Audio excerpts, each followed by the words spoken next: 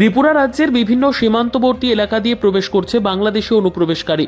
শুক্রবারও এর ব্যতিক্রম নয়। এদিন সাত সকালে বিএসএফ 104G কোম্পানি এবং তেলিয়ামুড়া জিআরপি পুলিশের হাতে আটক হল শিশু, মহিলা, পুরুষ সহ মোট 12 জন বাংলাদেশি অনুপ্রবেশকারী, যারা সকলেই বাংলাদেশের উত্তর জালিয়াপাড়া কক্সবাজার এলাকার বাসিন্দা। জানা যায়, মোহাম্মদ সিদ্দিক বয়স 60, মনোরা বেগম বয়স 50, আব্দুল আজিজ উল্লাহ বয়স 22, আজিজুল হক বয়স 25, ওবায়দুল উল্লাহ 19, জামিলা খাতুন 5, খুনসুন 18, কুহিনুর আক্তার 22, সাগরিকা ইয়াসমিন 20, সতারাই ইয়াসমিন 6 মাস, নূর সিদ্দিক 5, মোহান্তি ইয়াসমিন 2 নামের মোট 12 জন বাংলাদেশি অনুপ্রবেশকারী ভারতের ত্রিপুরা রাজ্যের গোমতী জেলার করবুক অথবা শিলাছড়ি সীমান্তবর্তী এলাকা দিয়ে ত্রিপুরা রাজ্যে প্রবেশ করে। তেলিয়ামুড়া রেল স্টেশনে পৌঁছয় কোনো এক স্থানীয় দালালের হাত ধরে।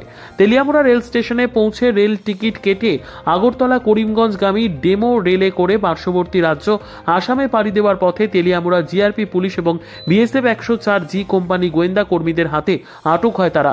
প্রাথমিক জিজ্ঞাসাবাদে উঠে আসে তারা হায়দ্রাবাদ অথবা ভারতের রাজধানী দিল্লির উদ্দেশ্যে পাড়ি দেওয়ার কথা ছিল কর্মসংস্থানের উদ্দেশ্যে, কিন্তু তেলিয়ামুড়া রেল স্টেশনে পৌঁছে জিআরপি এবং বিএসএফ গোয়েন্দা শাখার কর্মীদের বিশেষ তৎপরতায় আটক হয় তারা। বর্তমানে তেলিয়ামুড়া জিআরপি থানায় বিএসএফ, জিআরপি পুলিশ, কেন্দ্রীয় গোয়েন্দা সংস্থা জোর জিজ্ঞাসাবাদ চালাচ্ছে।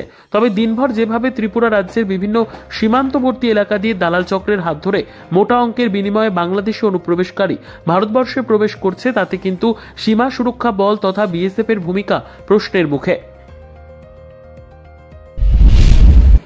আজকে সকালবেলা আমরা স্টেশনে ডিউটি চলাকালীন আমরা জিআরপি স্টাফ আর বিএসএফ মিলে যখন রুটিন চেকিং চলছিল, তখন টোটাল 12 জন বাংলাদেশি, এর মধ্যে 4 জন পুরুষ, 4 জন মহিলা আর 4 জন শিশু সহ ধরা পড়ে।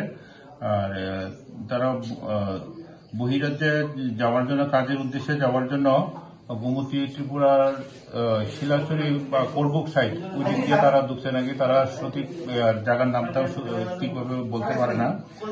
তারা বাংলাদেশি একজন তাওদের সাহায্যে তারা ইন্ডিয়াতে ঢুকেছিল। তারা গতকাল নাকি রাত্রিবেলা জঙ্গলে রাত্র কাটাইছে, আর আজকে সকালবেলা 2টা গাড়ি করেছিল তেলিয়ামুড়া রেল স্টেশনে এসে তারা বহিরাজ্যে যাওয়ার উদ্দেশ্যে এখানে ঘোরাঘুরি করছিল রেল স্টেশনে।